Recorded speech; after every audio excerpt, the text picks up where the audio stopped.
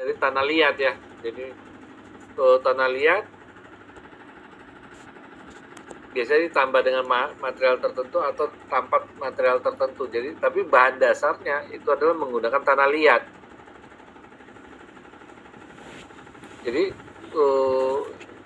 karena itu secara umum orang mengasosiasikan yang namanya keramik itu dengan tembikar, dengan batu bata, ubin dan sebagainya. Jadi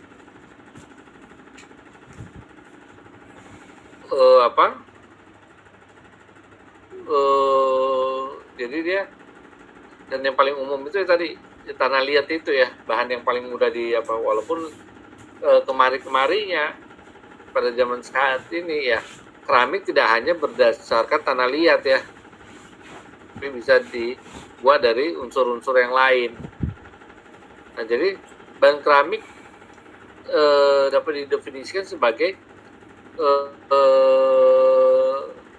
bahan anorganik ya. Bahan anorganik itu berarti di luar yang namanya bahan-bahan organik. Bahan organik itu ada, kalau saya selalu menyebutnya, menyingkatnya sebagai CON-SP.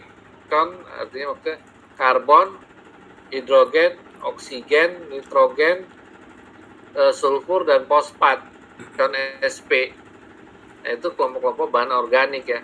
Nah, di luar itu adalah bahan-bahan anorganik, banyak ya, besi, aluminium, itu kelompok-kelompok yang kelompok anorganik.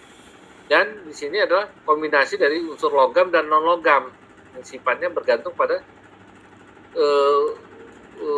bergantung pada komposisinya dan bagaimana proses itu diperlakukan.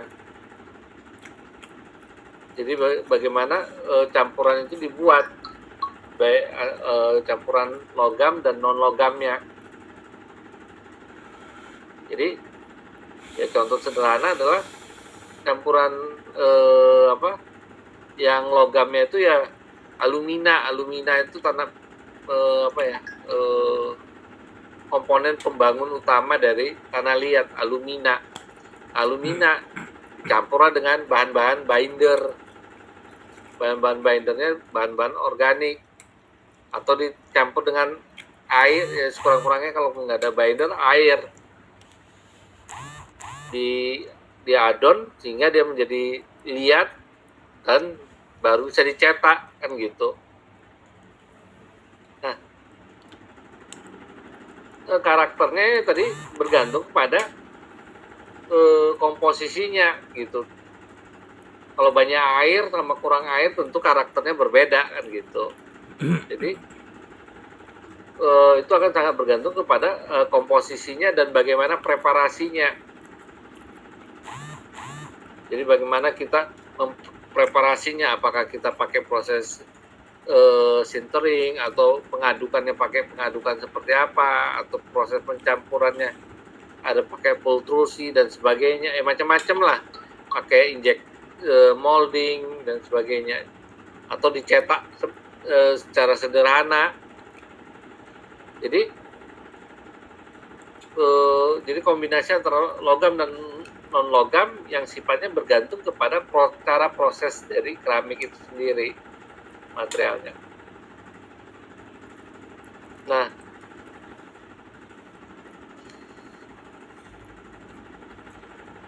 jadi bahan keramik ini merupakan salah satu bahan yang serbaguna ya. Kenapa dibilang serbaguna? Karena aplikasinya cukup banyak. Aplikasi dari keramik ini cukup banyak, mulai dari sebagai bahan insulator, tapi bisa juga dipakai untuk ya macam-macam ya, ubin tadi untuk konstruksi bangunan, pada mesin, misalnya sebagai pelapis, karena dia sifatnya tahan panas, dipakai sebagai pelapis dinding pesawat luar angkasa. Karena kalau pesawat luar angkasa itu harus dilapisin dengan suatu keramik supaya dia misalnya keramik kan tadi tahan panas, jadi tahan gesekan terhadap dengan udara yang bisa menyebabkan terbakar. Jadi dan keserbagunaannya itu berdasarkan sifat ikatan kimianya. Karena ikatan kimia yang ini adalah ikatan kimia yang sangat kuat, yaitu ikatan kimia yang non logam. Ikatan kimia yang terbentuk adalah umumnya adalah ikatan ionik. Terus ada yang juga kovalen, tapi yang kovalen nggak banyak ya. Mayoritas adalah ikatannya ionik. Kalau kovalen itu pada keramik yang ada ikatan kovalennya itu biasanya kena ada bindernya. Jadi di mixing dengan bahan, ada juga di mixing lah kan gitu. Nah, jadi ikatannya ini ikatan yang kuat, sehingga dia karakter dari keramik ini keras karena ikatan tadi kuat, apalagi ikatan ionik sangat kuat, dan ini yang menyebabkan dia elektron tidak mudah berpindah, tidak mudah bergerak karena dia terperangkap dalam ikatan si keramik tadi, hingga elektronnya karena dia terperangkap dia nggak bisa bergerak kemana-mana, jadi tidak ada perpindahan arus.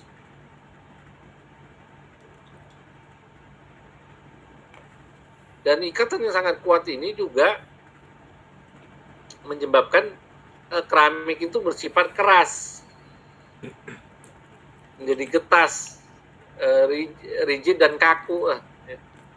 Tapi dia mudah juga patah karena dia elektronnya sulit dia bergerak, tapi saking kakunya ketika terjadi pergeseran dia langsung putus.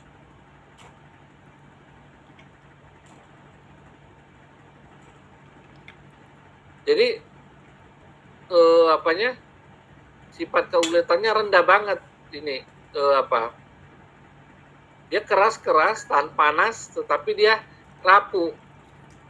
Dan kata lain dia kalau jatuh ya pecah, kan gitu. Jadi dia tidak ada ikatannya rigid, kaku, sehingga dia kemampuan yang menyerap energi dari luar kalau ada pembebanan dia nggak bisa terima. Tapi yang akibatnya apa? Langsung terjadi crack atau retakan atau bahkan patah, gitu. Karena dia juga akibat ikatan yang kuat, elektron tidak bisa berpindah. Ketika elektron tidak bisa berpindah, maka tidak ada arus yang terbentuk. Makanya dia bersifat isolator. Jadi keramik itu bersifat isolator karena elektron pada atom atau penyusun keramik itu tidak bisa bergerak, gitu.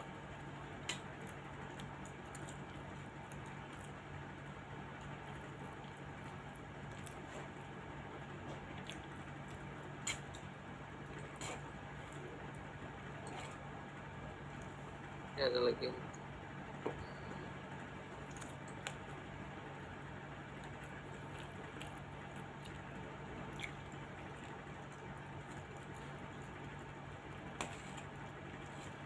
Bulan Ramadan di absen belum ya?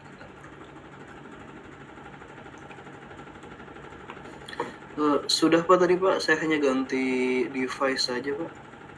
Oh ya udah, tinggal yang belum muncul Zaki sama Arya.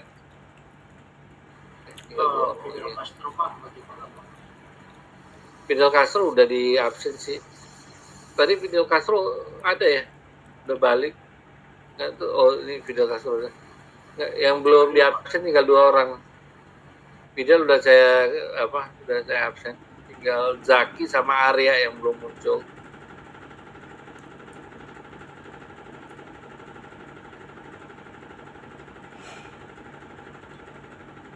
Oke, kita lanjutkan.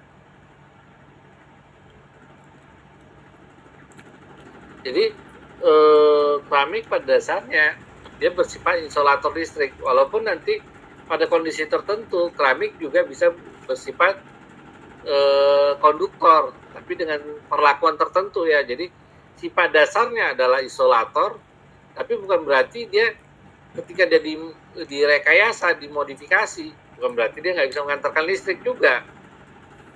Tapi ya ada prosesnya, itu dia bisa gimana caranya keramik itu bisa mengantarkan listrik. Tapi kembali lagi, sifat dasarnya adalah insulator. Kenapa dia insulator? Karena dia elektron pada keramik itu sulit bergerak, sulit berpindah. Sementara listrik itu terjadi karena adanya perpindahan elektron.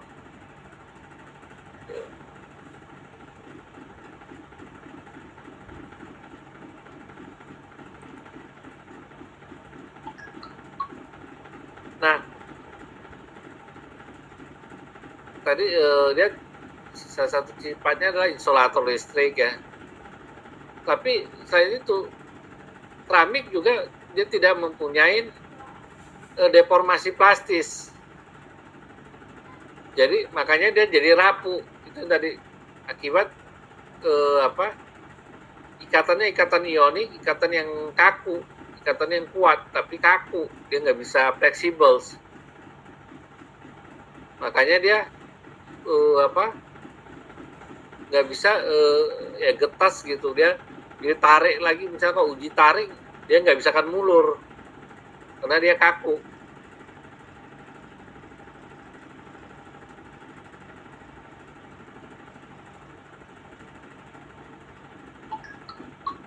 Nah,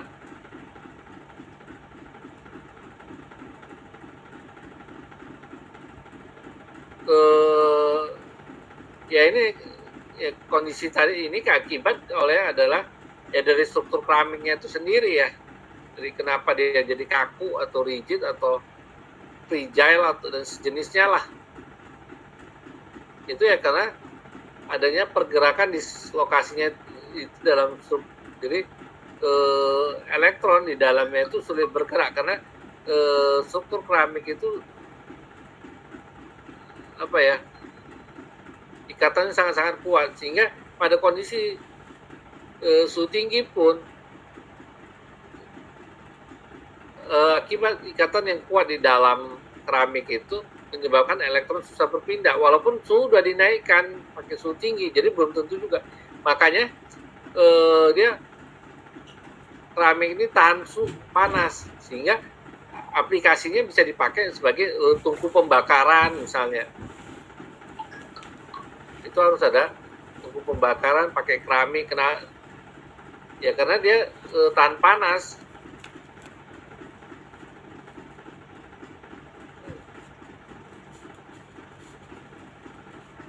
Jadi bahan-bahan keramik ini disebut juga bahan refraktori ya. Bahan refraktori ini bahan material keramik yang sangat tahan panas. Makanya juga dalam roket, peluncuran roket ruang angkasa itu ya juga harus biasanya dindingnya itu dilapisin keramik, kalau nggak terbakar itu roket.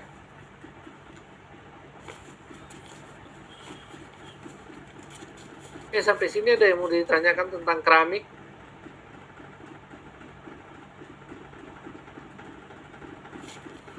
Izin bertanya Pak. Ya. Untuk kekuatan tahan panasnya, apakah lebih tahan panas keramik atau serat karbon Pak?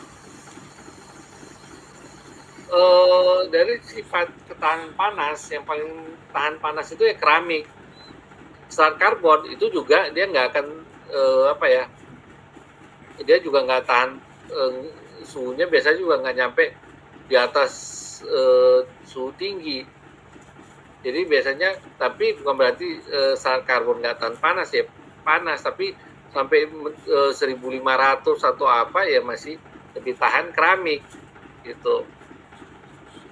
Karena tadi karbon itu ikatannya ikatan kovalen, serat karbon. Yang si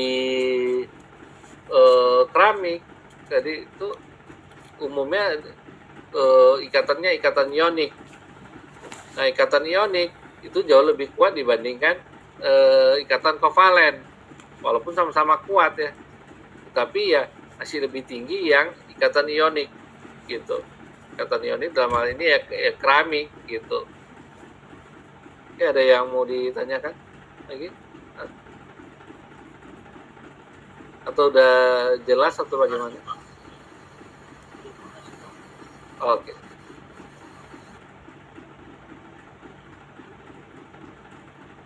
Oke, kita lanjutkan.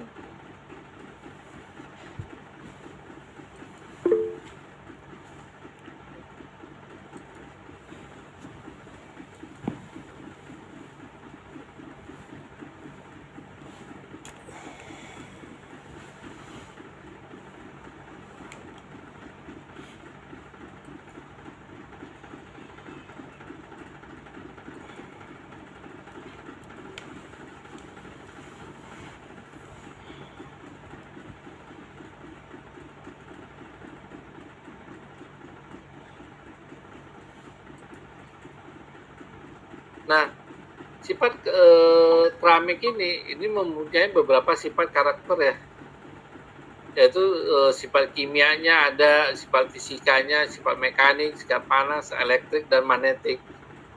Ini jadi karakternya ini banyak ya, ada sifat kimianya bagaimana, ada sifat mekanik. Nah,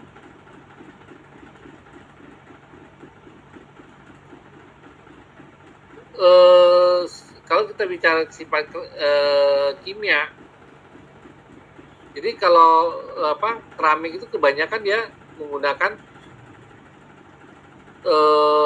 oksida ya.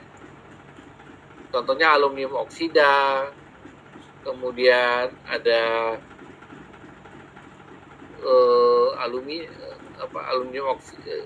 aluminium oksida itu ya alumina ya. Ada yang juga menggunakan silicon nitrate, ada ya macam-macam lah, zinc ferric oxide,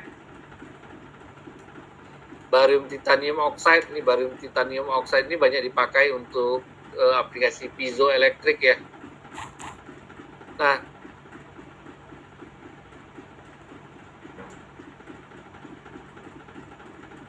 karakter dari jadi selain tadi dalam bentuk oksida, ada juga dalam bentuk karbida. Nah, karbida ini biasanya dengan karbon ya. Jadi dia berikatan dengan karbon, kemudian ada yang nitrida, ini dengan atom nitrogen dia berikatan bororida dan segala macam lah ada. Tapi yang paling banyak itu ya, yang paling umum kita jumpai itu yang berikatan dengan oksigen gitu ya, kalsium karbonat, yaitu bahan baku keramik juga kan gitu. CaO, alumina itu Al2O3. Nah, ini alumina ini ya dia menggunakan 85 sampai 90%, 99% itu menggunakan aluminium oksida sebagai bahan utamanya. Kemudian biasanya baru ditambahkan doping untuk sesuai dengan material yang kita harapkan. Apakah ditambah bahan pewarna misalnya untuk supaya keramiknya membentuk variasi warna tertentu, atau juga ya dipakai untuk berikatan dengan atom-atom yang lain. Nah,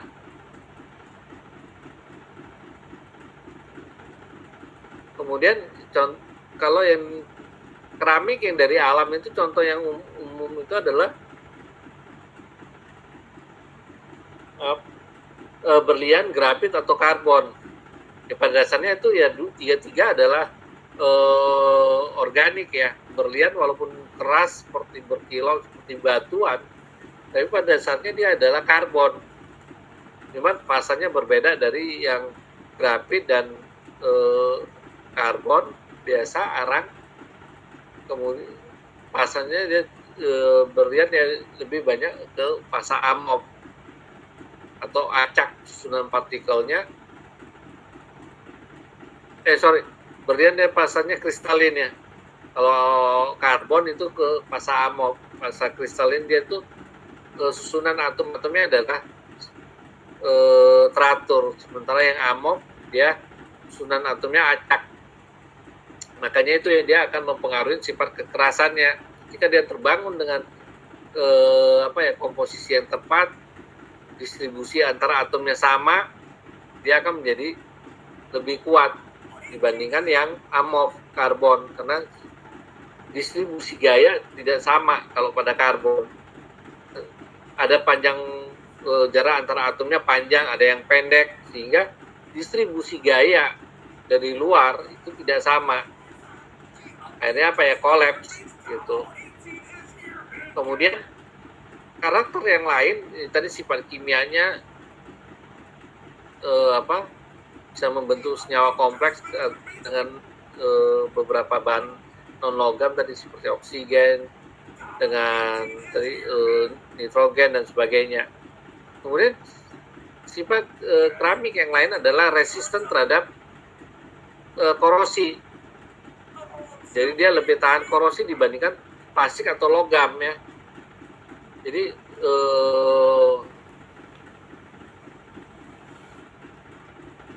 karena dia lelenya juga tinggi sehingga dia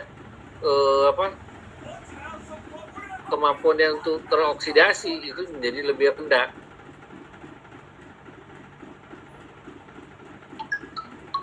Oke, sampai sini ada yang mau ditanyakan? Oh, Zaki sudah masuk ya.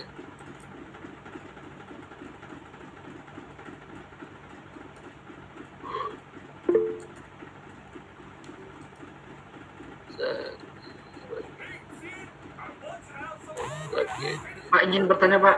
Ya, silakan. Gini Pak, sebagaimana yang sudah diterangkan tadi Pak, dari sifat si keramik itu sendiri Pak, kan dia itu selain tahan kekerasannya kuat, tapi dia mempunyai sifat rapuh yang tinggi juga Pak. Iya. Apakah memungkinkan Pak dicampurkan dengan bahan silikon untuk mengurangi si sifat rapuhnya itu Pak? Ya, jadi pada dasarnya bahan keramik dia bisa ditambahkan dengan material lain sehingga dia menjadi menjadi lebih fleksibel. Makanya nanti salah satu jenis komposit, kita belum masuk ke material tentang komposit ya. Dan nanti salah satu jenis komposit itu adalah keramik materai komposit. Jadi itu bahan-bahan keramik yang dijadikan komposit. Nah, ketika bahan komposit itu biasanya kita akan campurkan dengan material yang lain yang karakternya berbeda sehingga bisa jadi keramik tapi fleksibel, misalnya keramik yang bisa dilipat. Karena tadi karakter dasar dia adalah kaku, rigid, kan gitu. Tetapi dengan penambahan bahan-bahan polimer tertentu dengan komposisi yang tepat, dia bisa menjadi fleksibel, gitu. Jadi dia masih bisa dikreasikan, gitu, karakternya. Oke, ada lagi atau gimana?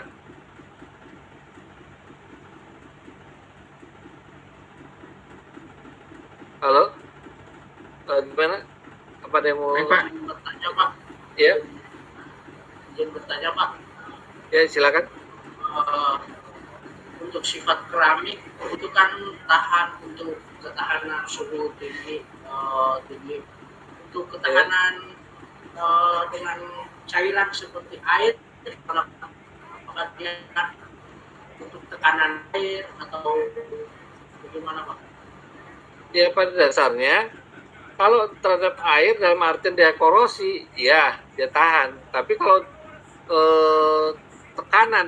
tekanan itu dia akan bergantung kepada ya ketebalan dari material itu sendiri. Tapi pada dasarnya kalau ketebalannya cukup tebal, itu ketika ada tekanan air, misalnya contoh sederhana adalah ketika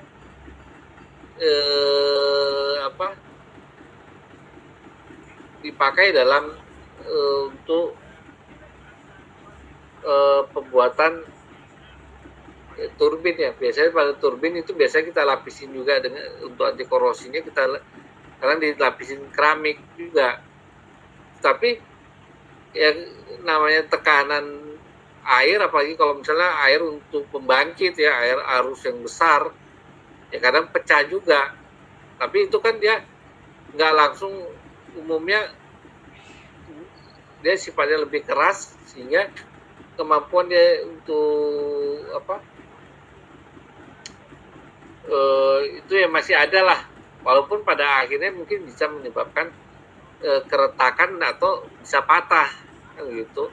Tapi ya biasanya nggak, jarang yang serta merta gitu, karena kan kalau tekanan air itu juga seperti antaman ya, jadi itu juga bisa menyebabkan ya dia pecah gitu. Tapi ya bergantung sejauh besar mana tekanannya dan ukuran dari keramiknya juga seperti apa kan gitu. Oke, gimana, ada yang tanggapin lagi atau tidak? Tanggapi sedikit Pak. Ya, Ya betul Pak, seperti yang tadi Bapak sampaikan bahwa di sebuah komponen di turbin Pak ya. Ya seringkali saya dapatkan turbin itu memang ada campuran keramiknya Pak, apalagi pada saat kita mengerjakan pompa air Pak, itu memang ada campuran keramiknya. Tapi kelemahannya di sini Pak, keramik itu tidak bisa di repair Pak. Jadi sekali dia sudah rusak, itu opsinya paling penggantian aja Pak. Apa memang begitu Pak ya sifatnya keramik ini Pak? ya karena kan dia karena dia ikatannya ikatan ionik tadi. Jadi ketika dia ada retakan atau pecah, crack, itu memang sangat sulit untuk digabungkan kembali. Jadi kalau mau digabungkan kembali harus pada suhu yang sangat-sangat tinggi. Sementara suhu keramik dia akan dengan logam, ya lebih tinggi suhu keramik. Jadi kalau dia mau di repair, mau dilebur gitu, harus suhu tinggi. Ya turbinnya bisa rusak lah, meleleh pula lagi melebur. Karena suhu keramik dia jauh lebih tinggi. Jadi suhu keramik itu sangat-sangat tinggi, di atas 1.500, bisa sampai 2.000 juga, bahkan ada yang bisa sampai 2.000. Ya logam rata-rata di bawah 1.000, 800, 900 kan gitu. Jadi ketika dia mau di repair seperti itu, ya dia mau digabungkan, tetapi kita perlu energi yang besar. Masalahnya ketika dia di repair ya logamnya juga yang hancur duluan. Jadi itu kesulitannya kan gitu.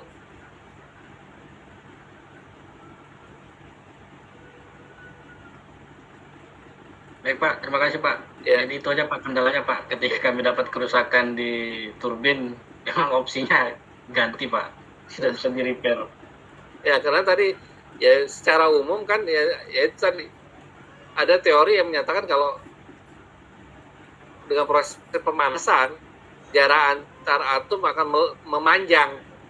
Ketika dia memanjang, maka dia akan menjadi lebih lumer, hanya masalahnya tadi seperti saya bilang, untuk dia lumer keramik ya harus suhunya tinggi, ya keburu duluan logamnya yang rusak gitu. Jadi kalau turbin pakai apa itu ya turbinnya rusak duluan itu. Ya oke lah keramik yang jatuh, ya logamnya yang habis. Oke. Baik Pak, terima kasih Pak. Ya.